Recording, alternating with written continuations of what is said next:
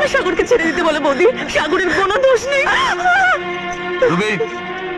তুমি নদীকে ঘরে নিয়ে যাও। যাচ্ছি, কিন্তু দয়া করে তোমরা দুই ভাই মিলে ছোট বোনটাকে আর কাঁদিও না। নদীকে ঘরে নিয়ে যাও আমি বলছি। চল নদী, এই পুরুষ শাসিত সমাজে আমরা চিরকাল অবহেলিত। আমাদের চোখের জলের কোনো মূল্য এদের কাছে নেই। চল। প্রতুল, সাগর কোথায়? নদীর ধারে ননাই আর নগেনের হাতে ওকে ছেড়ে দিয়ে এসেছি। চৌধুরী বাড়িতে খবর দে, ওরা এসে ওদের ভাইকে নিয়ে যাক। সে কি দাদা, যে হারামজাদা আমাদের বাড়ির সম্মানকে রাতের বেলায় জঙ্গলে নিয়ে গেছিল, তাকে তুমি ছেড়ে দেবে? আমি যা বলছি তাই কর। রাজশেখর চৌধুরী ভাই ভুল করেছে বলে আমার ভাই হয়ে তুই ভুল করবি না। চৌধুরীদের খবর দে। আমি চলে এসেছি রাহুল রায়। আমার ভাই কোথায়? আমি নিতান্তই ভদ্রলোক, তাই তোমার ভাইকে এখনো বাঁচিয়ে রেখেছি।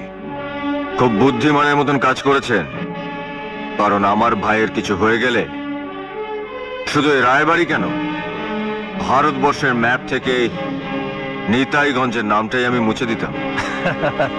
চোরের মায়ের বড় গলা। চোরের মা বাবা বলে কোনো কথা নয়, যারা সৎ পথে থাকে তাদের গলাই বড় হয়। সৎপথ? চোরের মতো তোর ভাই অসৎ পথে আমাদের বাড়ির পেছনের দরজা দিয়ে আমার বোনকে বার করে নিয়ে গেছিল। কোথায় তোর একটু অনুশোচনা হবে তা না? আপনি ঠিকই বলেছেন, আমার ভাইয়ের জন্য আমার অনুশোচনা হচ্ছে। ওর উচিত ছিল যে আপনাদের চোখের সামনে দিয়ে আপনাদের মুখের উপর জামা ঘষে চৌধুরী পরিবারের উপযুক্ত সন্তানের মতন নদীকে আপনাদের চোখের সামনে থেকে নিয়ে যাওয়া। তাই নাকি? তাহলে তো তোর ভাইকে আমি জ্যান্ত চিতায় পুড়িয়ে মারতাম। শ্মশানে আজ একটা চিতা সাজানো আছে, তাতে আমার ভাইও চড়তে পারে, আবার মাননীয় রাহুল রায় ভাইও চড়তে পারে।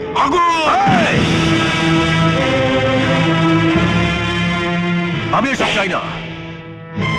প্রতুল, ওকে সাগরের কাছে নিয়ে যা। আগুন, তোমার ভাইকে বুঝিয়ে বলবে ও যেন ভবিষ্যতে বামুন হয়ে চাঁদ ধরতে না আসে। চাঁদ তো আপনার আকাশেই আছে। আপনার বোন নদীকে বলবেন সে যেন আকাশ থেকে নেমে ওই ময়নাগুড়ির মাটিতে ঘোরাঘুরি না করে। মানুষ হাতের কাছে চাঁদ পেলে তাকে তো ছুঁতে চাইবেই। চলুন। তুমি কি হয়েছে, ডাকছো কেন? নদীকে তৈরি হতে বলো, কাল সকাল ওকে শহরে যেতে হবে।